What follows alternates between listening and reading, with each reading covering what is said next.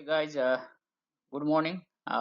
Today we are starting the organic chemistry, uh, just the basic things. So introduction to organic chemistry, the chapter 21 from the book.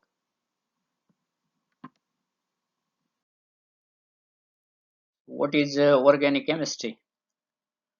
So it's the chemistry of the living things. So what makes the living things? The carbon and its compounds. So study of carbon, the compound it makes, and the reaction it undergoes is the area of the organic chemistry. Okay, uh, so not all compounds of carbon belong to organic chemistry. So for example, carbon dioxide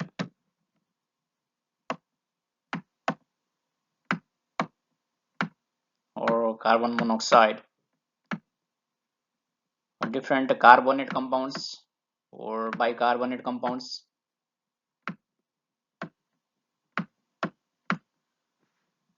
So these are the fields of inorganic,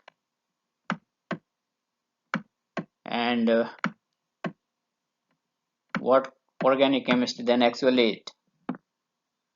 So it's the compound of carbon and hydrogen. So there is not only carbon but also hydrogen is attached to carbon. Okay, so the skeleton means the basic thing, the parent of any organic compound has the bond between carbons and has hydrogens attached to carbon. So just like that, carbon carbon bond, and then hydrogens are also attached to carbon.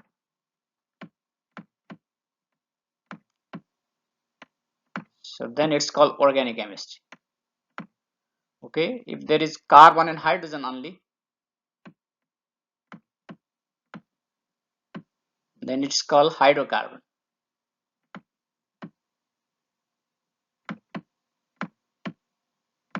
So there is carbon and hydrogen only in this compound. So this is a hydrocarbon. So the organic compound means hydrocarbon and its derivatives,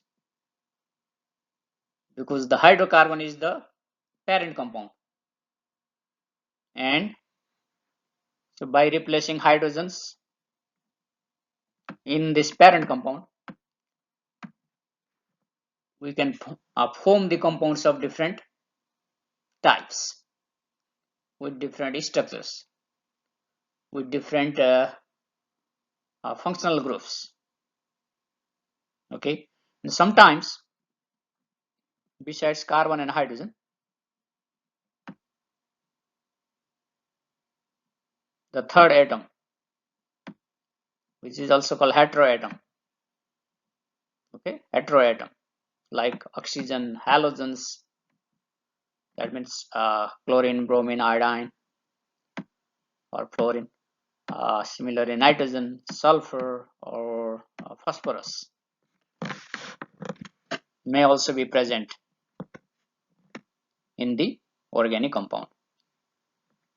So basically, the organic compound is the hydrocarbon and its derivatives.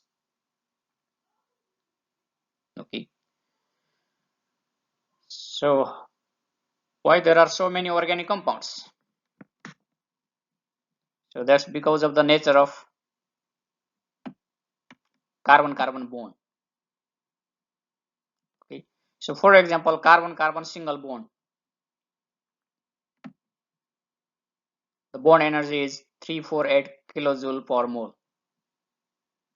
And similarly, carbon hydrogen bond, that's another bond present in organic compound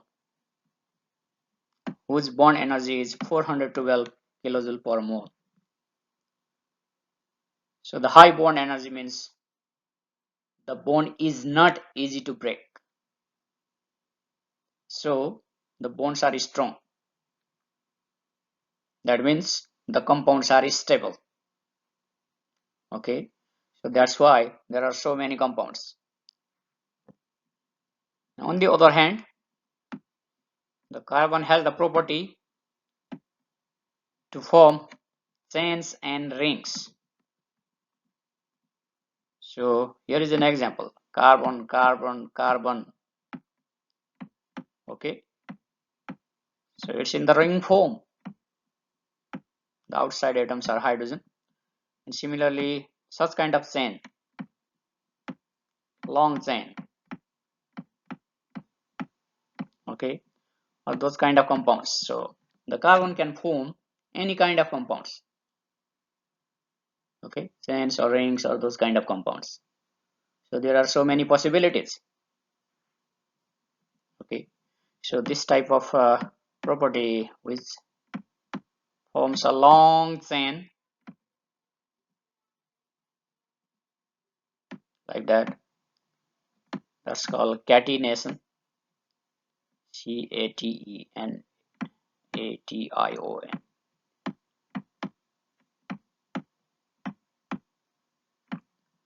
So silicon cannot form such kind of compounds even if it's in the same group of carbon. So that's why the silicon does not have that much number of compounds unlike carbon. And that's why the carbon is the essential part of the living things. In the previous slide, we talk about the organic compounds, so which are the compounds of carbon and hydrogen and their derivatives. The compounds of carbon and hydrogens are called hydrocarbons. Therefore, hydrocarbons and their derivatives are organic compounds. So what are hydrocarbons? So they are the compounds of carbon and hydrogens, okay, which are covalently bonded. So here you can see carbon and hydrogen covalently bonded, carbon carbon covalently bonded. So every bond is a covalent bond. So this compound contains carbon carbon single bond, and the carbon carbon double bond is also possible. Yeah, that's another feature, okay, of organic compounds, and that's another reason why there are so many organic compounds, because carbon can make a single bond with another carbon, and not only the single bond, it can make double bond with another carbon, and not only the double bond, carbon can make a triple bond as well with another carbon. Okay, so there are multiple possibilities of the bond formation by the carbon. Okay, so that's why, so there are more probability of having the compounds. So here are carbon carbon singly bonded compounds, doubly bonded compounds, and the triply bonded compounds, carbon carbon triple bond. And one thing you have to keep in mind, so while writing the organic compounds, while writing their structures, is the tetravalency of carbon should be satisfied. Okay, so any organic compound, in any organic compound, the carbon should be tetravalent. That means the carbon should have 4 bonds. Okay, so if it is not 4 bonds, then probably you have missed somewhere in writing the structure. You have to rethink about that. Okay, the stable structure should have 4 carbon bonds. Okay, so total bonds, including that of carbon hydrogen and carbon carbon, should be 4. So for example, that one, this carbon has 3 bonds with that carbon and 1 bond with hydrogen, total 4. Same thing for other carbon. And let's take the middle one, the second compound, here carbon, 1 bond with hydrogen, 1 bond with hydrogen, total 2, and here double bond, total 4. Let's take the left one, the carbon, 3 bonds with 3 hydrogen and 1 with the carbon. Okay, so each carbon has 4 bonds again, so that's very important. And now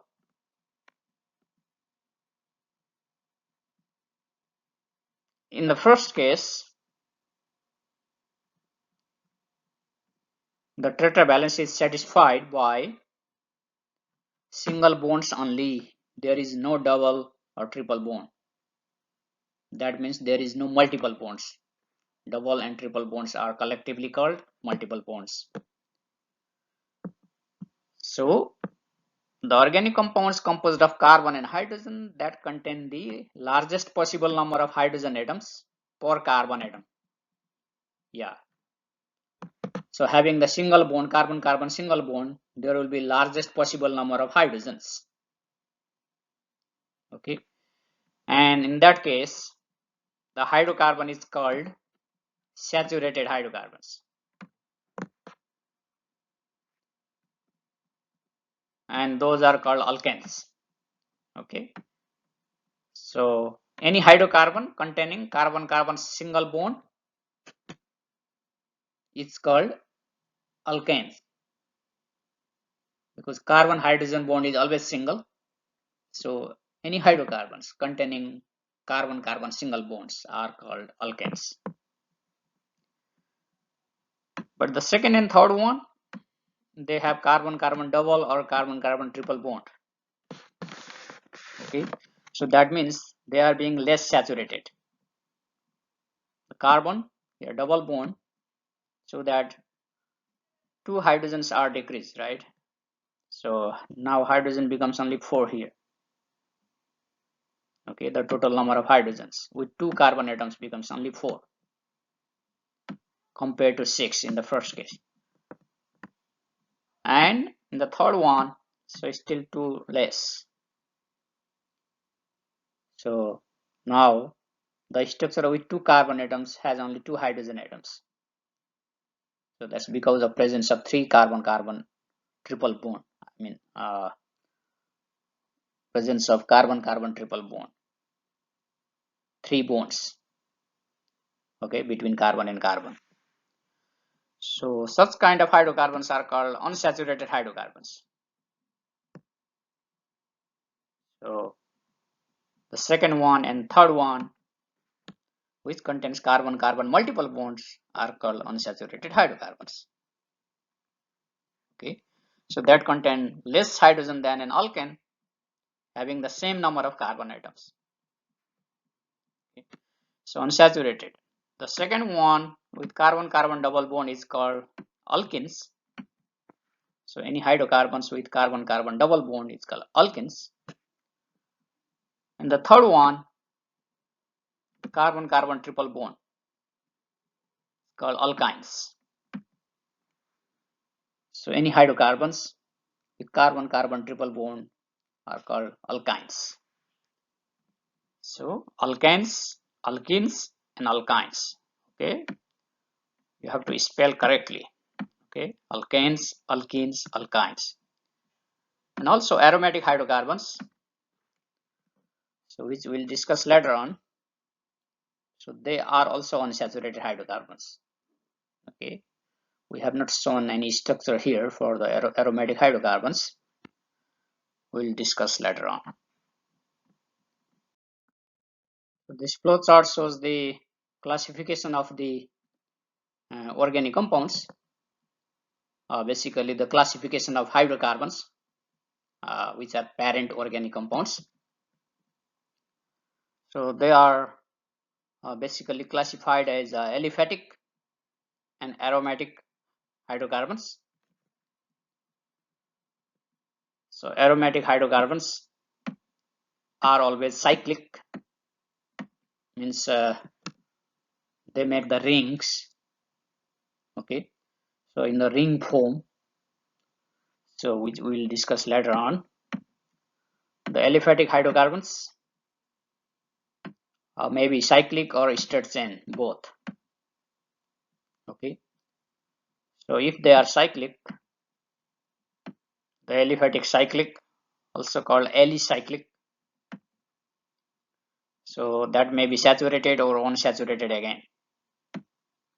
Okay, the saturated are called cycloalkanes,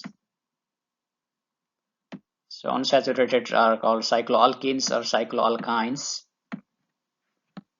just based on the presence of carbon-carbon, single bond, double bond, or triple bond. If cyclic and carbon-carbon single bond is there, cycloalkanes. If cyclic and carbon-carbon double bonds, cycloalkenes. And if cyclic and carbon-carbon triple bond, cycloalkynes. Okay. So how to distinguish aliphatic cyclic and aromatic cyclic? Because the aromatic is different class of compounds, so we'll be able to distinguish that. Okay, if that's not aromatic and cyclic, that's obviously aliphatic cyclic. So we'll discuss about the aromatic later on. So anyway, the straight chain aliphatic compounds again can be categorized as saturated and unsaturated. Okay, so like I said, the straight chain saturated are called alkanes. Okay, that we discussed in the previous slide. And if that's straight chain and unsaturated, that's simply called alkenes or alkynes. Okay, carbon-carbon double bond, and that type of hydrocarbons, alkenes, and the hydrocarbons with carbon-carbon triple bond are known as alkynes. Let's talk about primary, secondary, and tertiary carbon atoms. Primary carbon atom is the carbon atom which is bonded with only one carbon atom or none. For example, methane. So it has not bonded with any other carbon atom. It has just hydrogens. So this is primary carbon atom. Or that one which is shown in the example, this carbon, the first one. So it's bonded with 3 hydrogens and 1 carbon. It's something like that, CCC. So this is bonded with just this carbon, so this is primary.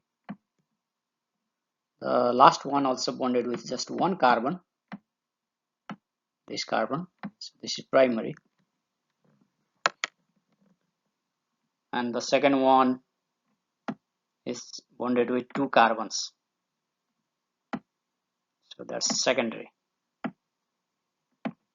Okay, if it is bonded with 2 carbons, secondary. If bonded with 3 carbons, tertiary. Okay.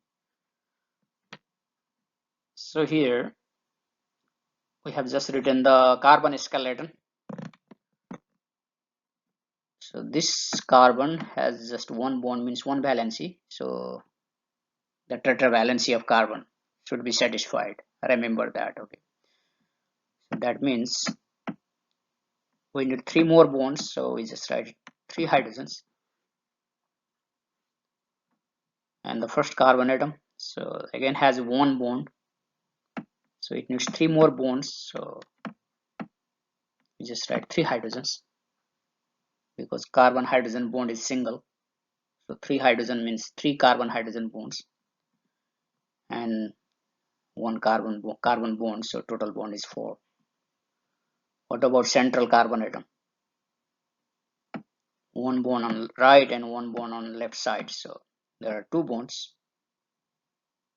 We need 2 more bonds for this to satisfy tetravalency, and it's satisfied by giving 2 hydrogens on it. So just like that. So we learn about what primary carbon is, secondary or tertiary carbon. For example, in the second one, the central carbon atom is bonded with 1 carbonate on the left, 1 carbonate on the right. So it's bonded with 2 more carbon atoms, 2 other carbon atoms. That's why the central carbon atom is secondary carbon atom. Okay. Tertiary carbon atom, if the carbon atom is bonded with 3 other carbon atoms. Okay, just like that example. So here C, that's the central carbon atom, bonded with C, and on the left side there is CH3O2. That means it's like C, one C and another C. Okay, CH3 and CH3. So we can write that in bracket and just write CH3O2, CH32. Okay, then this carbon, it shows it has bonded 1 carbon atom here, 1 carbon atom there. So total is 3. That's why this carbon atom is tertiary.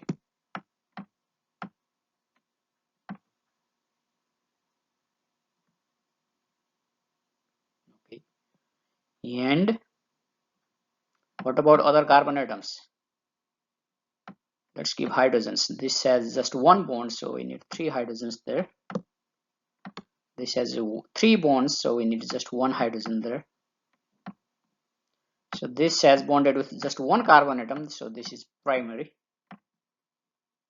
This has bonded with 1 carbon atom, so this is primary. And another one bonded with 1 carbon atom, so it's also primary. So that way we can figure out which is primary carbon atom or secondary or tertiary carbon atom. And if the hydrogen is bonded with primary carbon atom, that's called primary hydrogen. So if it's bonded with secondary carbon atom, that's secondary hydrogen.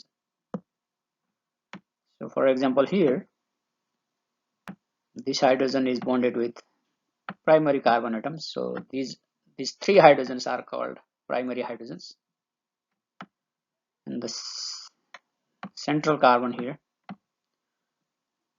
so this hydrogen is bonded with tertiary carbon atom, so this is tertiary hydrogen. The example above here, the central carbon atom bonded with central hydrogen atom is bonded with secondary carbon atom, so that's secondary hydrogen. So hydrogen attached to primary carbon is primary hydrogen.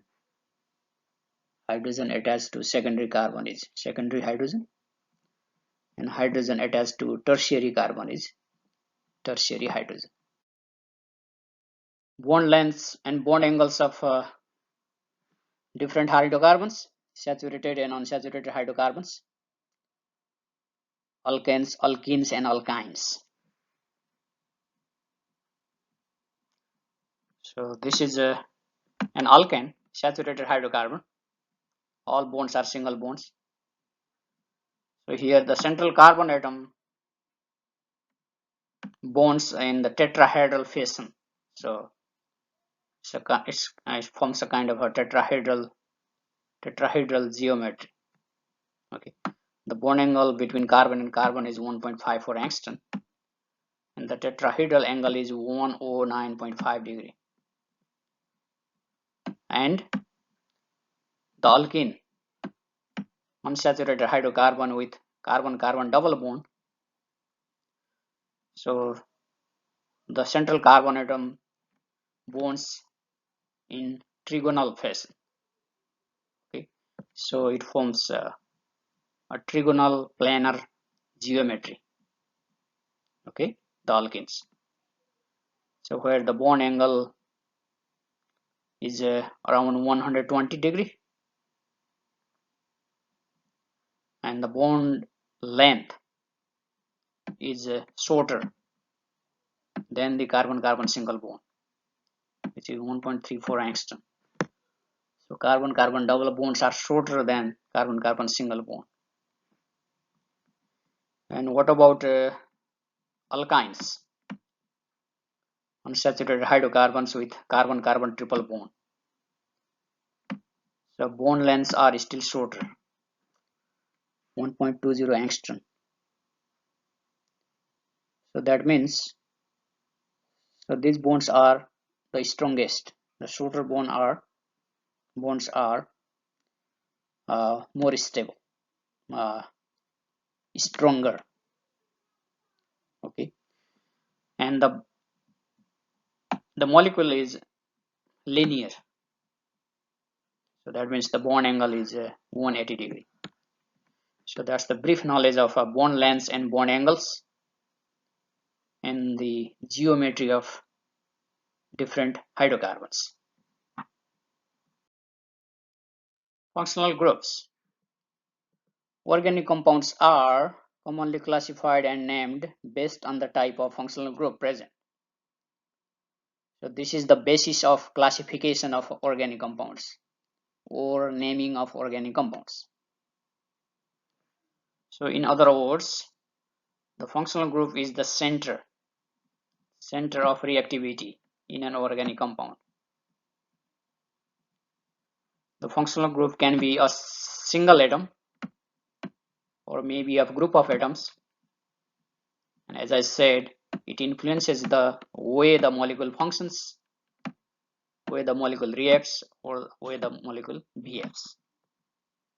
Okay, so it's very important to identify the functional group of any compound, to identify the way it functions, to identify the properties, okay, to identify the reactivity.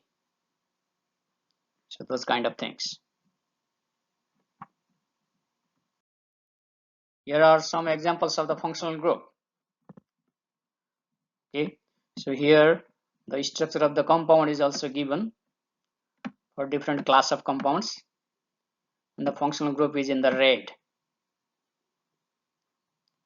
The alkanes have carbon-carbon single bond, and they don't have any functional group.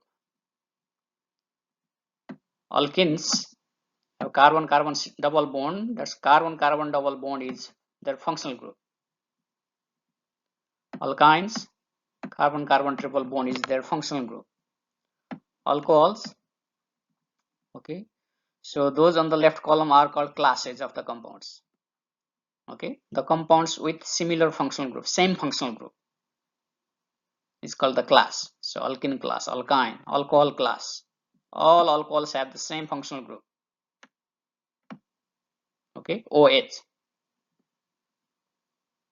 Okay, so that's the center of reactivity of the molecule, and this determines, that means the OH determines how it behaves, how it reacts. Okay, and similarly ether, so that's O is the functional group, single bond on both sides. Aldehyde CHO, ketone CO with single bond both sides, carboxylic acid COOH, and so on. So on the right side here, the example is given. Example of compound having that functional group. C2H4 has a carbon-carbon double bond functional group. That's the structure, and it's the name called ethene. Okay, similarly that one is called ethanol. So we'll learn how to name them later on. Homologous series. That's another frequently used term in organic chemistry. So what is homologous series? So it's the compounds with the same functional group. Means the series of compounds having same functional group. Yeah, alkanes do not have functional groups, so it can be the series of the alkanes as well. Okay, and differ from each other by a CH2 unit. So each member of the series means each compound differs from each other by CH2 unit and can be represented by a general formula. So the members in the homologous series are represented by a general formula. So all of them have the same general formula. I mean, general means all of them have the same. Yeah. Such as C n s twice n plus 2, where n is the whole number, 1, 2, 3, etc. for the alkanes. Okay. And the members have the similar chemical properties. Okay. So the members in the homologous series have the same functional group, and those having the same functional group and can be expressed by same general formula will also have similar chemical properties, and they have the physical properties that vary in a regular manner as the number of carbon atom increases. So they have similar chemical properties, and the physical properties follow a trend. Okay, so they increase or decrease in a pattern, in a trend. So that's the characteristics of homologous series. Here are the examples. The first several members of the straight chain alkane series. So that's the homologous series of saturated hydrocarbons, also known as alkanes. The first one, CH4. Okay, so don't worry about the naming right now. So we'll learn how to name them later on. So anyway, CH4.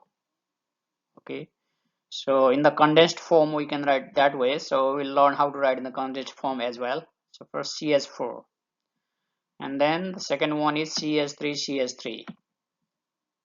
So the first and second differ by a CH2 unit.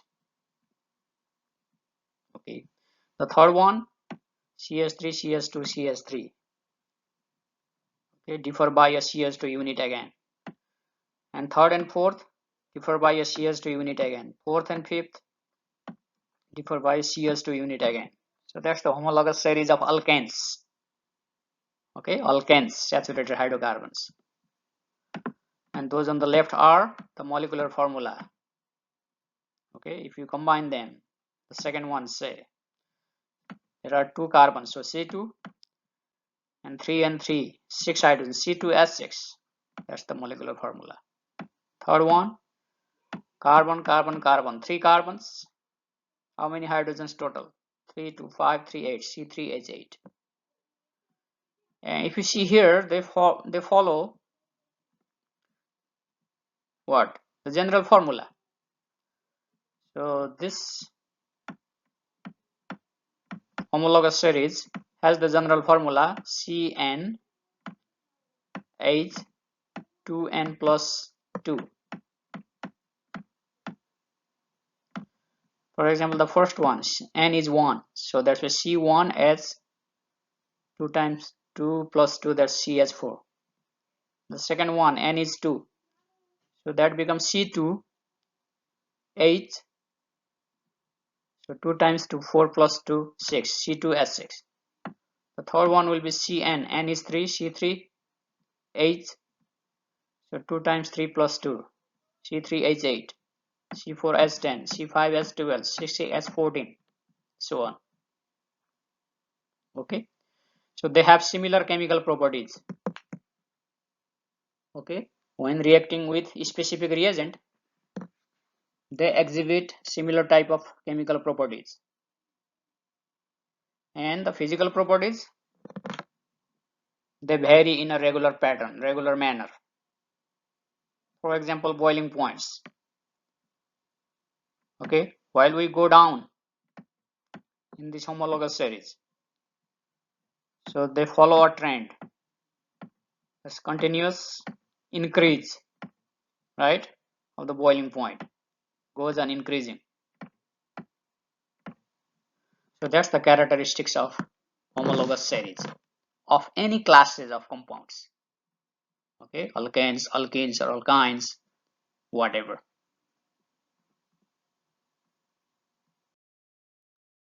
So why the members of a homologous series follow a trends in the physical properties? So for example, here the homologous series of alkanes follow this trend of the physical properties. So on going from methane to butane, the first member to the fourth member of the homologous series, the boiling point goes on increasing. So that's the trend shown here. Okay, so this is the homologous series because each successive member differs by a CH2 unit than the previous member.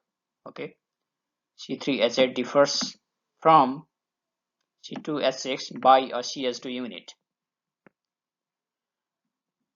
The melting point and boiling point increase with more carbon atoms. Okay, so why does it happen? So the intermolecular force increases, IMF, you may have remembered that, and adding a CH2, so that adds more electrons. Okay, so as the molecular size increases, so in the hydrocarbons no other force exists there, so only the London dispersive force,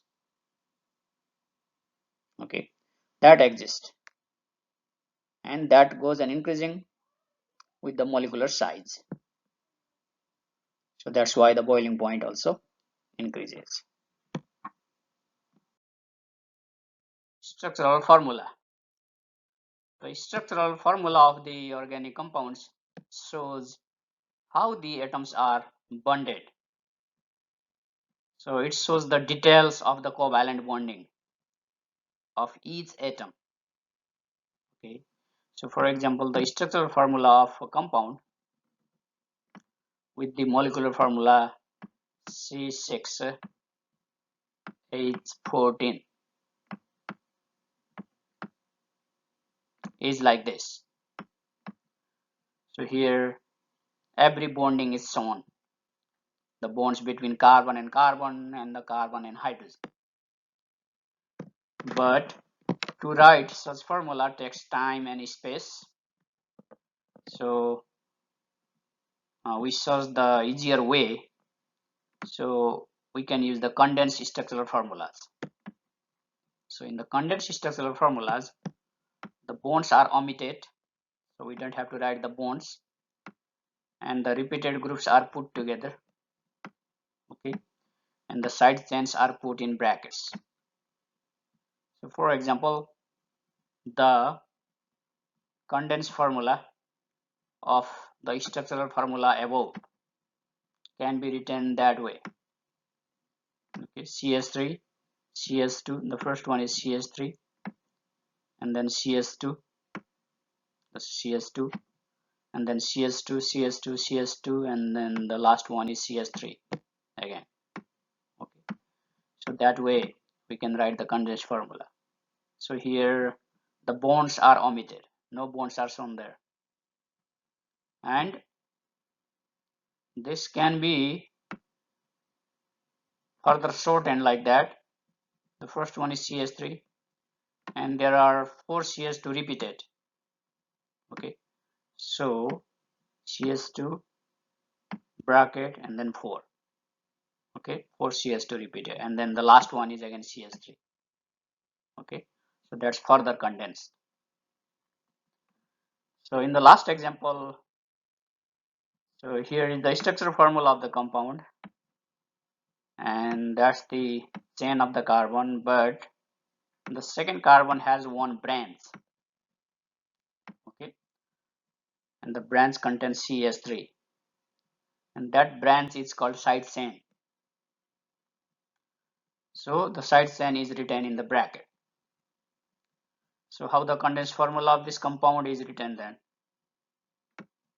So the first one is CH3, the second one is CH, and then a branch. Okay, a branch is there with the second carbon, so the branch is put in the bracket, which is called the side chain, and the third one is CH2, and the last one is CH3. Okay, so that way we write the condensed formula from a structure, means from a structural formula of organic compound.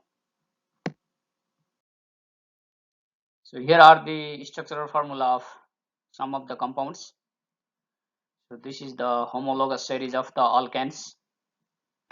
So having the general formula CnH2n plus 2. The first one has the molecular formula CH4. The structural formula should show all the bonds, and the condensed formula is also the same, CH4. The second one, the molecular formula is C2H6, and the structural formula, how to write? So we just write carbon-carbon chain. Okay, and the rest of the valency of the carbon is satisfied by hydrogen. So there is just one bond, so we need 3 more bonds with the hydrogen then. So 1, 2, 3. Okay, that way carbon has 4 bonds, and same thing for other carbon atom, H, H, H, so it becomes 6. Now to write the condensed formula, CH3, so that's written in the simplest way in the condensed form, so CH3. Same thing for C3H8, so we just write C, okay, C, single bond, and then so just satisfy rest of the valency of the carbon with hydrogen, so it becomes like that. In the condensed formula, so CH3, and then the second one is CH2, and the last one is CH3 again, CH3, CH2, CH3. Then next one is CH3, CH2, CH2, CH3. So each member differs by the previous member by a CH2 unit. So these are the ways. So the last one contains the side chain. The side chain is written that way. Okay, or you can write the side chain in the bracket as shown earlier, CH3, CH, and the CH3 in the bracket, parenthesis, and then the last one is CH3 again. So actually this is more condensed than that one. Okay, there is another way of writing the formula of organic compounds, that's called skeletal formula. So in this skeletal formula, uh, we omit carbon and hydrogen. So we don't have to write carbon and hydrogen. So we just write the skeleton of the molecule. But if there is other atom, it's called a heteroatom, then we have to write it. So for example, the oxygen, we have to write it, or nitrogen, we have to write it. If there is bromine, we have to write it. If there is chlorine or any other atom other than carbon and hydrogen, we have to write it. But we don't write carbon or hydrogen. For example, this is one of the examples of the skeletal formula of one of the compounds. Okay, so here each corner, okay, that, and that, three corners represent a carbon atom. Okay, so here there is already a bromine. Okay, so bromine is there, so that means there is no carbon. Okay, so there is already chlorine in this corner, so there is no carbon. So only the empty corners have the carbon. So that means this is C, carbon. This is C, carbon. This is C, actually, carbon. And the rest of the valencies of carbon are now satisfied by hydrogen.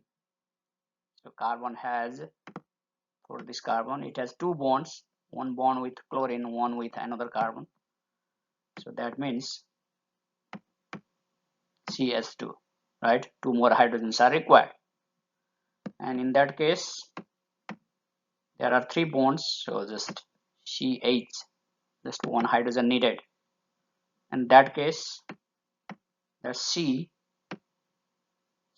bond, just one bond. So that means three hydrogens are required, CH3. So this corner is equivalent to CH3. This corner is actually CH. This corner is actually CS2. This corner is Cl. This corner is Br. Okay, so that way we have to understand uh, the molecular formula of the uh, from the skeletal formula, or condensed formula from the skeletal formula, or that way we have to understand uh, which compound is represented by that skeletal formula. Okay. And same thing for another compound. Okay, the ring compound here. So here oxygen, nitrogen, they are the heteroatoms, they are mentioned here. We have to write that. So this corner contains nitrogen, so there is no carbon. And here and here, here. So other than these four places, every corner has C. Okay, everywhere. Okay, everywhere. And then the rest of the valencies, they are satisfied by hydrogen, right? We have to understand that way. So that means this is equivalent to, this place is equivalent to, there are three bonds with the carbon, so one more bond is required. So that means this is CH. And this place is equivalent to, there are already four bonds, that, and here is double bond, right? So total four. So we don't need any more atom for carbon, right? So this is just C. Okay, just carbon is there. So that way we have to figure out. Okay, so this is about the skeletal formula. So here are some of the examples of cycloalkanes. They all are called cycloalkanes or alicyclic compounds. Okay, so these, the second column represents the shortened structural formula. The third one is the skeletal formula for them. Okay, so there is a C in the corner of a triangle. So this represents the skeletal formula of cyclopropane. The second one, they form a ring like a rectangle. So each corner represents the carbon, and that's the skeletal formula of cyclobutane. And note that there is no heteroatom. There is only carbon and hydrogen. So these are hydrocarbons. So if there was heteroatom like oxygen or nitrogen, then we would write that, right? So we have to write heteroatom. Don't miss the heteroatom in your skeletal formula. Okay. Just omit carbon and omit hydrogen. The last one is just the hexagonal ring, right? So the ring hexagon that represents the skeletal formula of cyclohexane.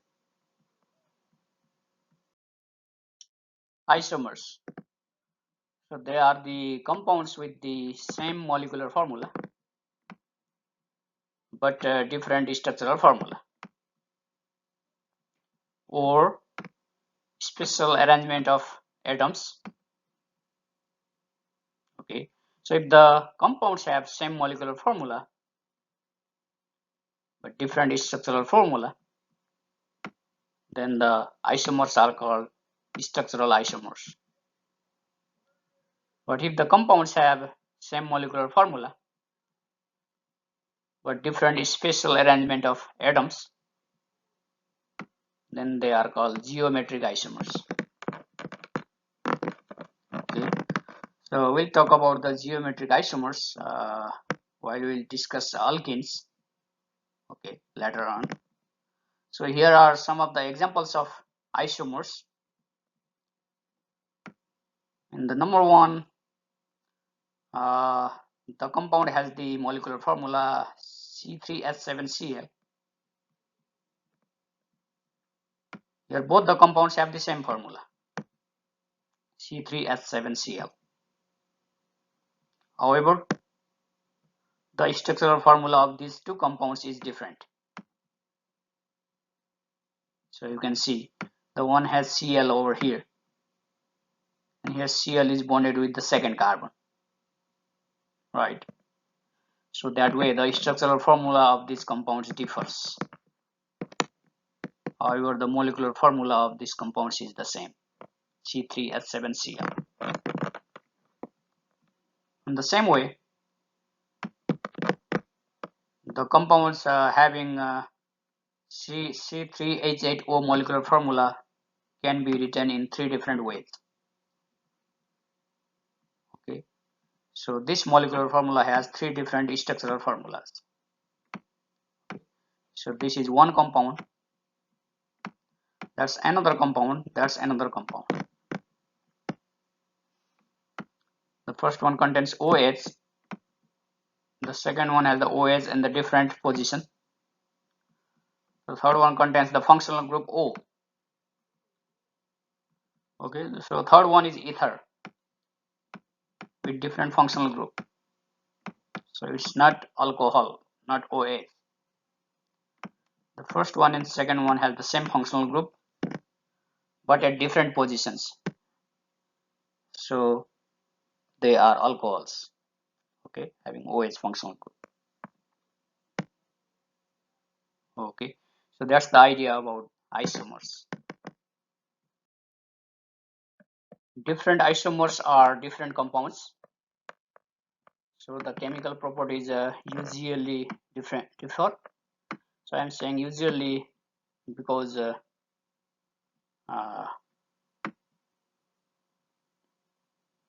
the geometric isomers of butene, okay, they have similar chemical properties, and then the isomers have also different physical properties such as melting point and boiling point. So here are some of the examples, a couple of examples. the ethyl alcohol and dimethyl ether, which are isomers of each other. They have same molecular formula C2H6O, but their structural formula is different. Okay, so boiling points are different, melting points are different, the physiological activity is different, their chemical properties are different. Okay, their chemical properties are different. So they have the different functional group here. So it is obvious that they don't show the same chemical behavior.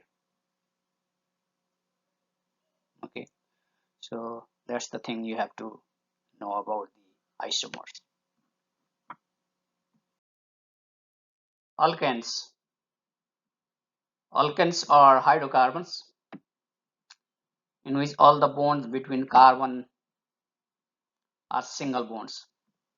Okay, carbon single bonds are only bonds there. Okay, no carbon double or carbon triple bond. So being hydrocarbon, there is carbon hydrogen single bond as well. So the general formula of the alkanes is CnH twice N plus 2. Okay. So these are alkanes satisfying the general formula. CnH twice N plus 2 means CH4 if one carbon atom, if two carbon atoms C2H6, three carbon atoms C3H8, C4H10 and so on. So draw out and write the structural formulas for all isomers that can be formed by each compound. So CS4 and C2H6, they don't have any isomers.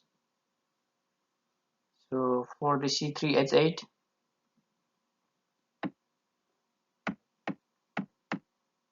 C3, right, and then H8 means here 3 hydrogens,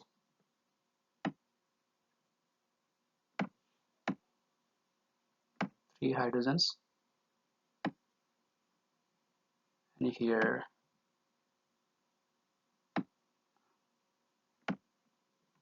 2 hydrogens. So here we cannot write this in another way. Okay, now the isomer starts from here, C4H10, C4H10.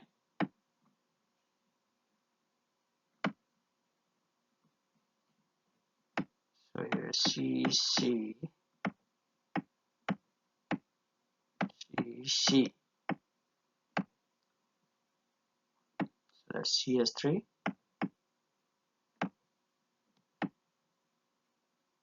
CS2,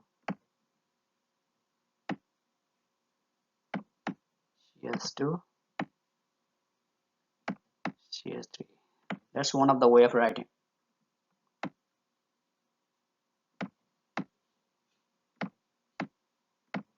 So you can write the same formula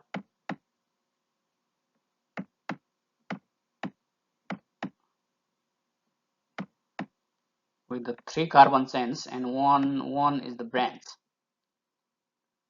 So if you write CCC, then give a branch to the second carbon atom, right? So then again, if you count, the molecular formula will be the same. CCCC, 4 carbon atom, 3, 3, 3, 9 and 1 is 10. So that's 1 and that's 1. Okay. So in these 2 ways we can write this formula. So there is no other third way. Okay. So that has 2 isomers. And C5H12. So here the example is shown. Okay, how to write the isomers of C5H12. Okay, there are 3 isomers possible. Similarly, you can try out for the 66H14.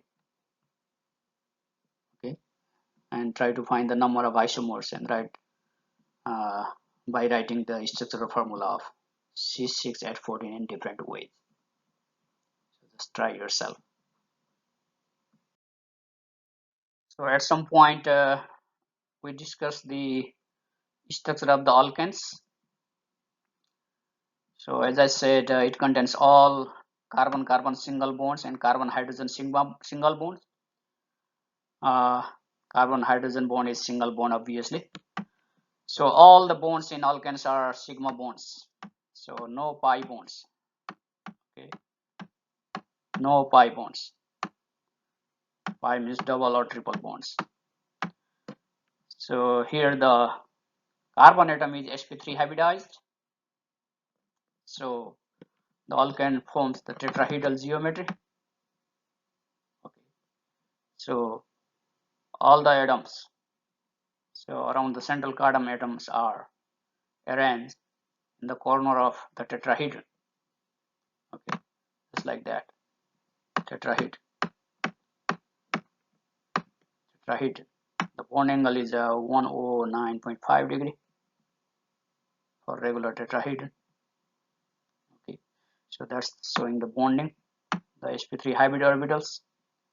So each carbon is sp3 hybridized. So there are 4 hybrid orbitals are formed, and 3 hybrid orbitals they overlap with 1s orbital of hydrogen. Okay, and the 4th hybrid orbital with overlap with sp3 hybrid orbital of other carbon atom. So these are sp3, sp3. There are 4 sp3 hybrid orbitals of each carbon atom. So that's sp3 number 1, sp3 number 2, sp3 number 3, and sp3 number 4. So that's sp3 1s overlap, sp3 1s overlap, sp3 1s overlap, and this is sp3 overlap. Okay, and the same thing happens for another carbon atom as well. Okay. So that shows the bonding in alkanes.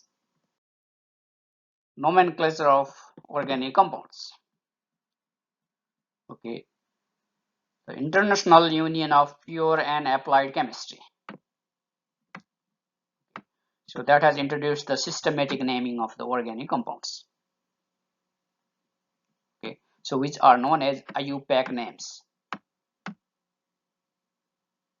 So while you name the organic compound systematically, we have to write their or tell their IUPAC names. Okay, so this is applied for the unbranched alkanes over the homologous series, or the branched alkanes, or any derivatives. Okay, so any hydrocarbons and their derivatives. Okay, so IUPAC name is systematic way of naming. IUPAC nomenclature is the systematic way of naming. IUPAC names are systematic names. Okay, formal names, authentic names of the organic compounds. So besides IUPAC names, the common names of some compounds are also used frequently.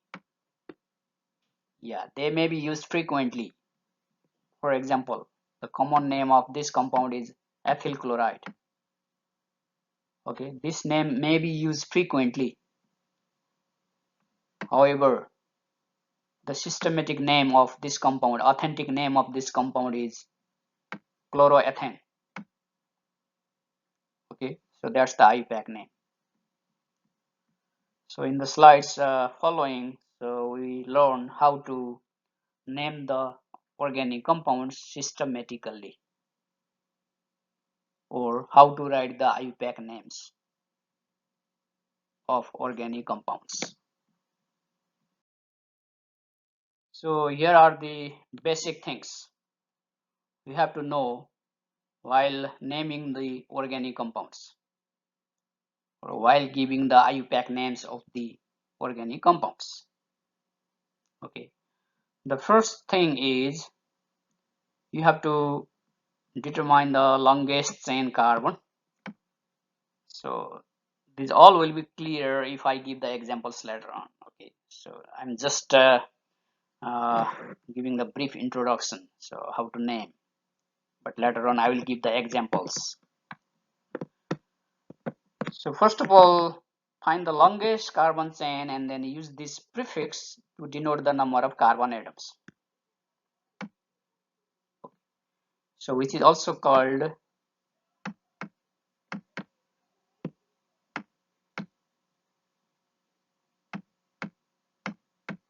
word root. Okay, so you have to give the prefix.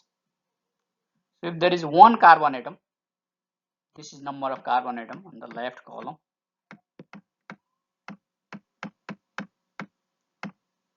Number of carbon atom. If there is one carbon atom, okay, the prefix will be meth. If there are two carbon atoms, the prefix will be eth.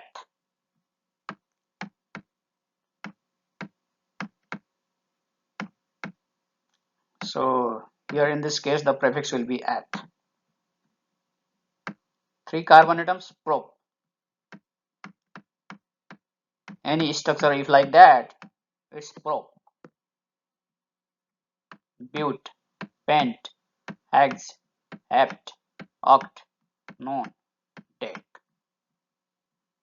Okay, that's first thing. You have to know the prefix. Okay, according to the number of carbon atoms.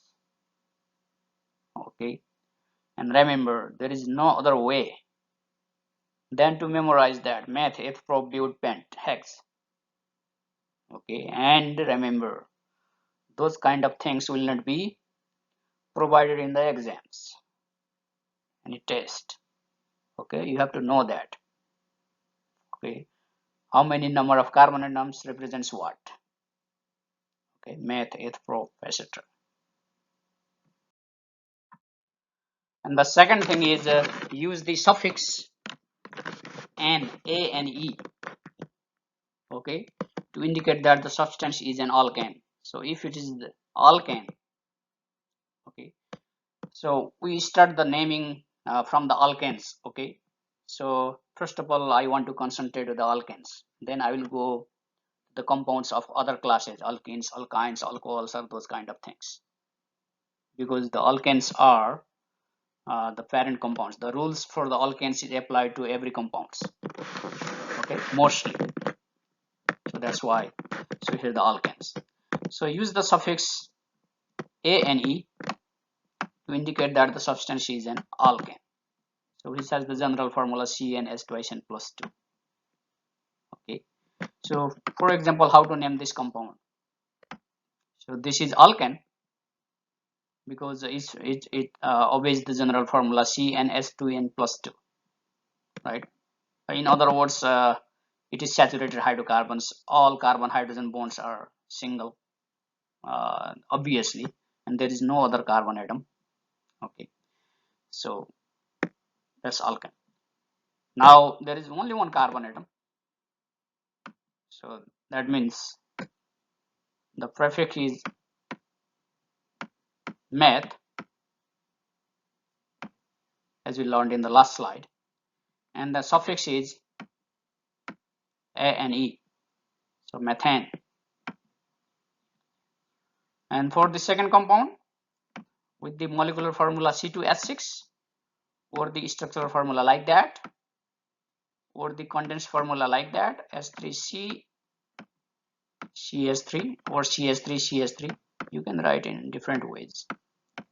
S3C CS3 is one way of writing, another way is CS3 CS3, or you can connect those two carbons by a bond. Okay, if you want to show the carbon carbon bond, so there are multiple way of writing, but the tetravalency of carbon should satisfy. Okay, that's important thing.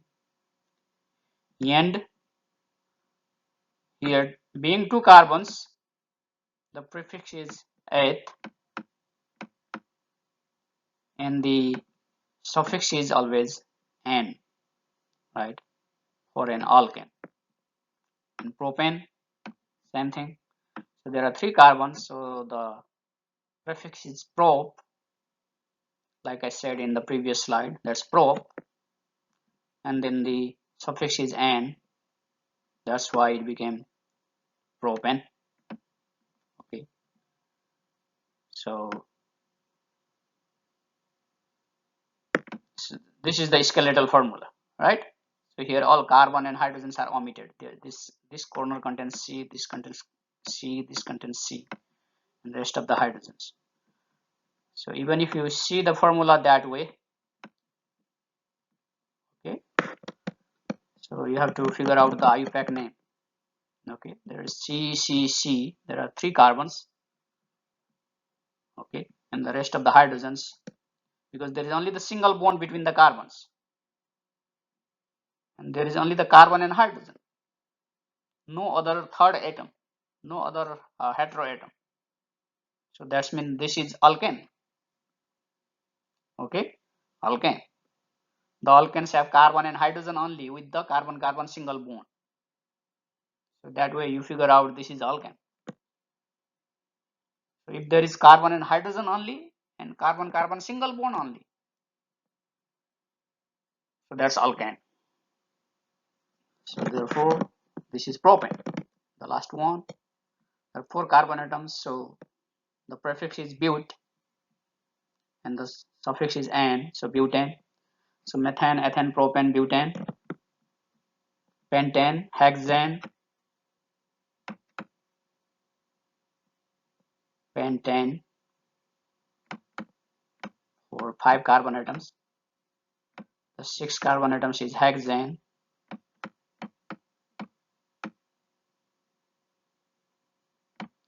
7 is heptane, octane, nonane, decane.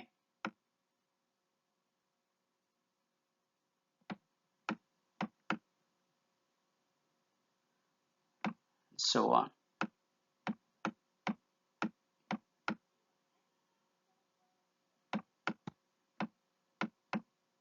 Okay. So that way we name the alkanes. Simple alkanes. Okay. The simple alkanes.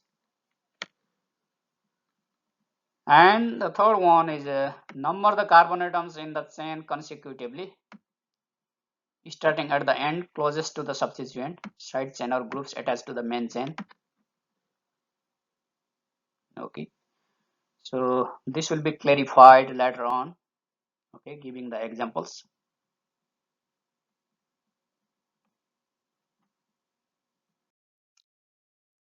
So the last example was about the naming of simple alkanes. Okay, so without having any substituents. Okay, so without having any side chains, any branches, the simple type of alkanes means the parent alkanes. But in many cases the alkane is substituted. Okay, so one or more hydrogens of the alkenes are replaced by any groups, means any atoms or group of atoms. Okay, in that case the naming is somewhat different. Okay, so however the previous knowledge of suffix and prefix, that will be useful. Okay, the parent alkane will be the same, but just you have to add something on the name of the parent alkane. Okay, so that will be discussed later on, giving the examples. But now I just want to summarize the rules, and when we encounter with the particular example, then we will be able to understand these rules more clearly. Okay, so the rules are, the number one, I said choose the longest chain, right? Choose the longest chain of carbon atoms. The second here says name and number the location of each substituent. The name of the alkyl substituent will be written before the main chain and will end with I. Okay, so if you see CH3, its name is methyl, C2S5 ethyl, C3S7 propyl, or so on. Okay, C4S9,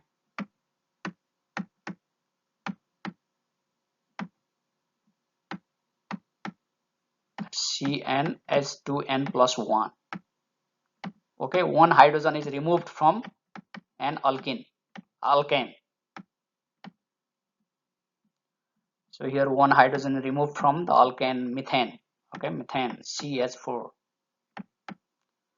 One hydrogen is removed from ethane C2H6. Okay, that was the parent compound. One hydrogen is less.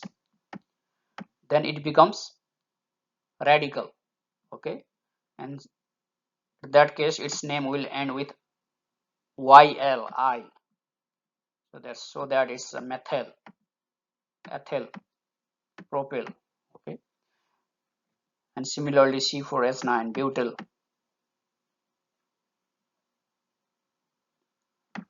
etc. And with two or more side chains, the branches, you have to use prefixes di, tri, tetra to indicate when there are multiple side chains of the same type. Okay. If there are two or more side chains, you have to use, if there are two, you have to use di, three side chains, tri, tetra, if they are the same. And you have to use commas to separate the numbers and hyphens to separate the numbers or letters.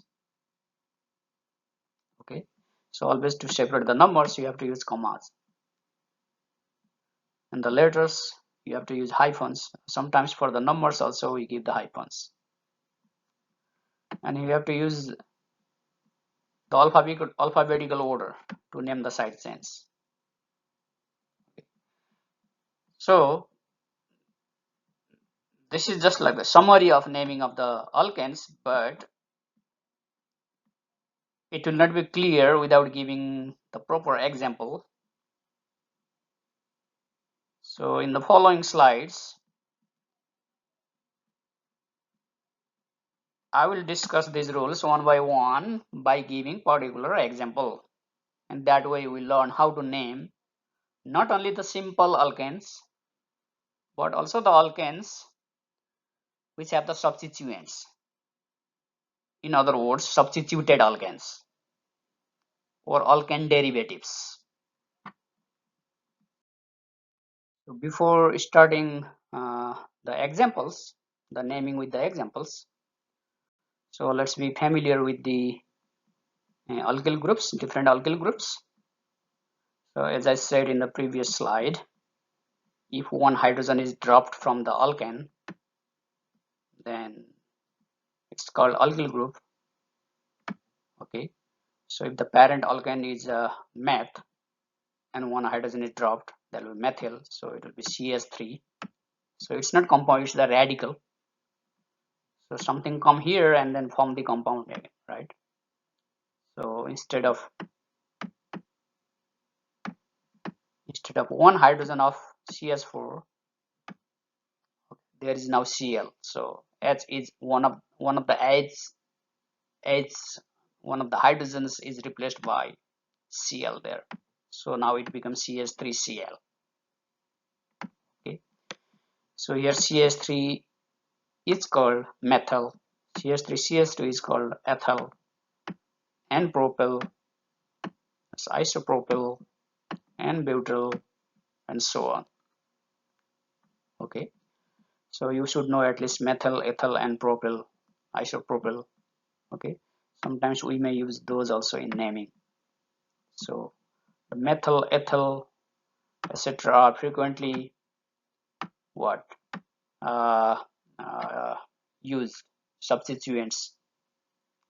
Okay, so they are more frequent substituents than others in organic compounds.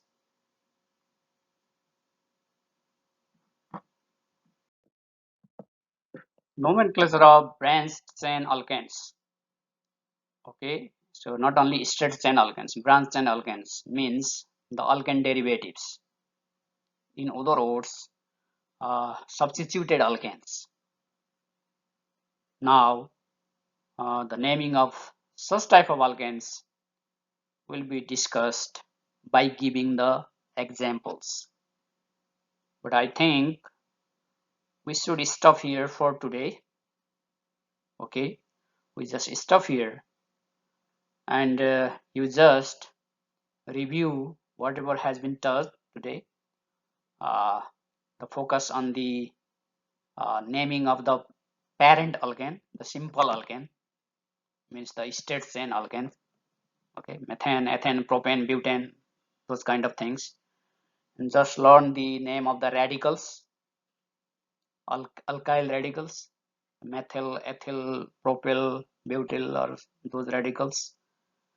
And just know the basic things of the organic chemistry, such as different types of formulas, right? Uh, the molecular formula, structural formula, or condensed formula, skeletal formula, right?